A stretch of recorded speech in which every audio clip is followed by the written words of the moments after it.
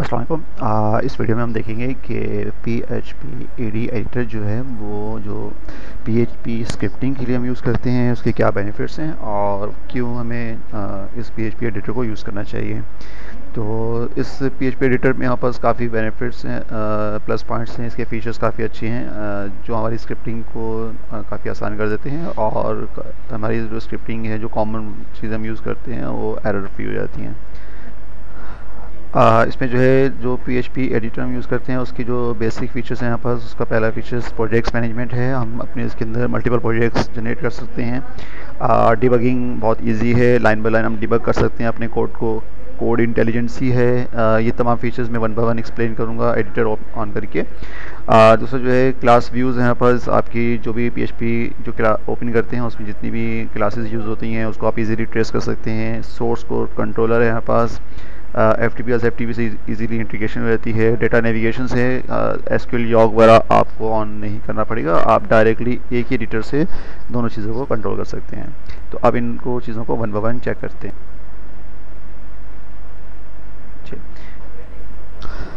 PHP editor के अंदर जो फर्स्ट हमारे पास ऑप्शन है, जो उसका फीचर है वो है प्रोजेक्ट मैनेजमेंट।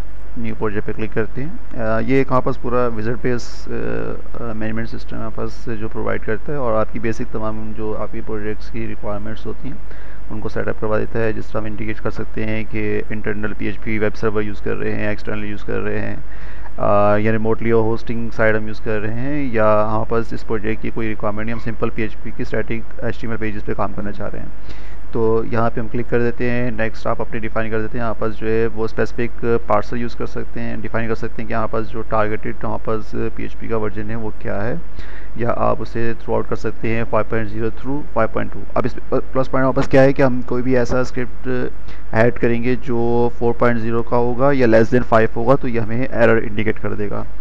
इसी तरह से नेक्स्ट हमारे पास जो है पार्सर PHP क्लासेस हम फाइल्स होती हैं इसमें होंगी, और जो सपोर्टिंग जो है सिंगल कोड जो है फंक्शन, जो हमारे पैरामीटर्स होते हैं टैग्स, उनको सपोर्ट करेगा। ASP.NET के सपोर्ट कर सकता है। पार्सिंग PHP इन जावास्क्रिप्ट, हम डायरेक्ट जो है अपनी जावास्क्रिप्ट को PHP में पार्स करवा सकते हैं। तो इस तरह के फीचर्स हम यहाँ पे डिफाइन कर सकते हैं। हाँ, नेक्स्ट हम डिफाइन कर देते हैं कि ये जो प्रोजेक्ट हम क्रिएट कर रहे हैं ये कहाँ मैनेज होगा आपस, या अगर कोई इसकी कोई एक्स्ट्रा डायरेक्टरीज वगैरह हम यूज़ कर रहे हैं जैसे जावास्क्रिप्ट या बाकी चीज़ें, तो उन्हें हम यहाँ पे एडअप करवा सकते हैं। क्रिएट कर देंगे यहाँ पर और प्रोजेक्ट हमारा क्रिएट हो जाएगा।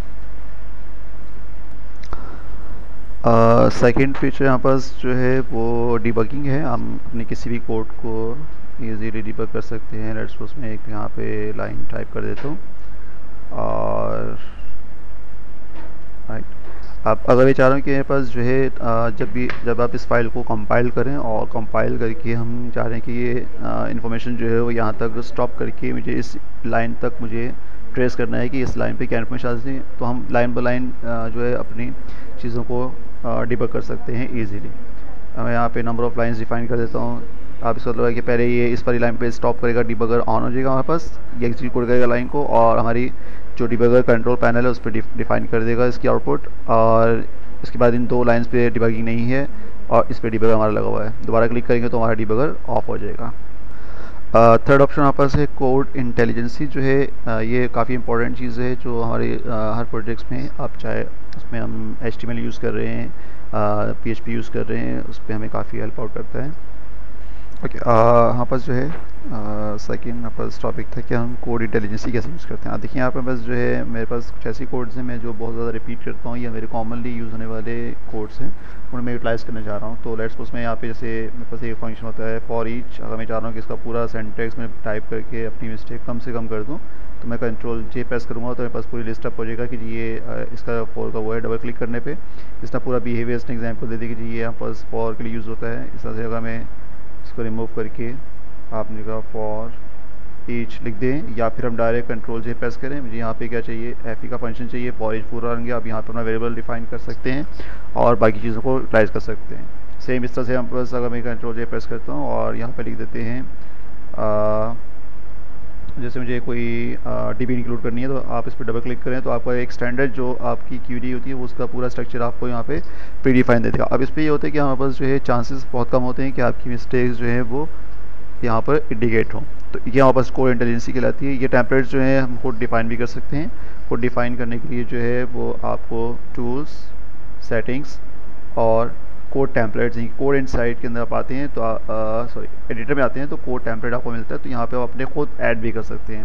इस तरह जैसे MySQL कनेक्शंस का एक बना हुआ है, इसमें को देखते हैं, आपने कंट्रोल जे प्रेस किया और यहाँ पर आपने एक MySQL जो है कनेक्शन बना हुआ है, डबल क्लिक करेंगे, पूरा स्ट्रक्चर आपके सामने आ गया। इसमें टाइप जो है एरर फ्री कोड है यहाँ पर, इनको यूटिलाइज़ कर सकते हैं।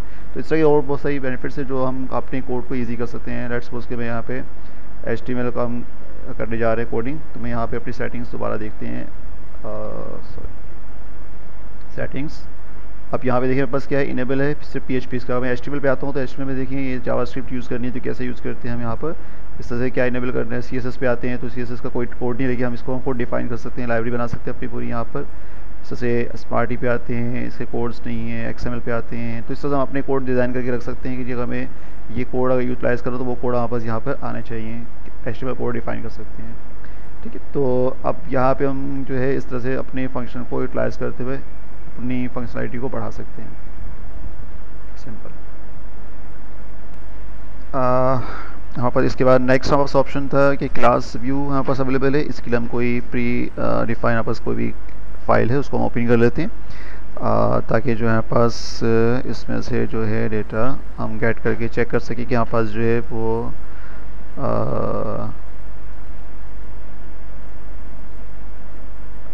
इसमें से हम क्लिक कर देते हैं।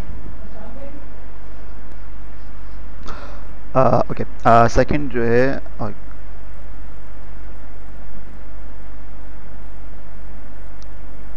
यहाँ से हम एक अपनी PHP फाइल ओपन कर लेते हैं। Let's for display.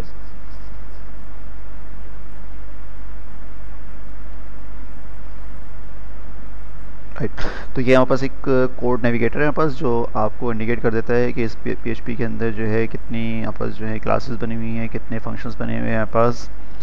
मैं कोई ऐसी फाइल ओपन कर लूँ जिसमें यहाँ पास काफ़ी जो है फंक्शंस बना हो तो क्लियर हो जाएगा।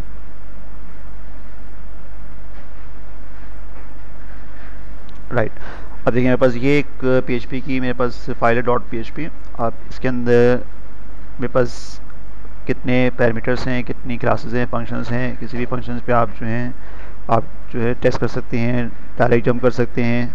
तो ये यहाँ पर एक नेविगेशन इजी दिया हुआ है, तो आप अपनी एवरेज कर सकते हैं अपनी पूरी जो है PHP के अंदर कि इस चीज़ों को हम कैसे यूटिलाइज़ कर सकते हैं अपनी सेटअप्स वगैरह। इस तरह हम फंक्शंस वगैरह पे क्लिक करते हैं, मल्टीपल फंक्शंस हैं और नॉर्मल यहाँ पे आ रहा है। सेकेंड चीज़ यहाँ पर थी कि हम अपनी इजीली जो है वो इसमें रहते हुए डेटाबेस जो है वो ऑटोमेटिक कैसे ऐड कर सकते हैं। तो यहाँ पे हम आते हैं तो यहाँ पे मैं पहले डेटाबेस का एक अकाउंट क्रिएट कर लेंगे, जिस अकाउंट से आप जो है डेटाबेस कनेक्ट करते हैं MySQL, बिल्कुल वही सेटिंग्स के साथ जिससे हम MySQL जॉब पे डेटा को ऐड करते हैं। तो आपके पूरे जो है टेबल्स जो हैं वो यहीं पे मैनेज हो जाएंगे, आप यहीं से रहते हुए अपने डेटाबेस की टेबल्स को और बाकी जो एक्टिविटीज़ आपकी आती हैं SQL वगैरह की देखिए वो यहीं से मैनेज कर सकते हैं।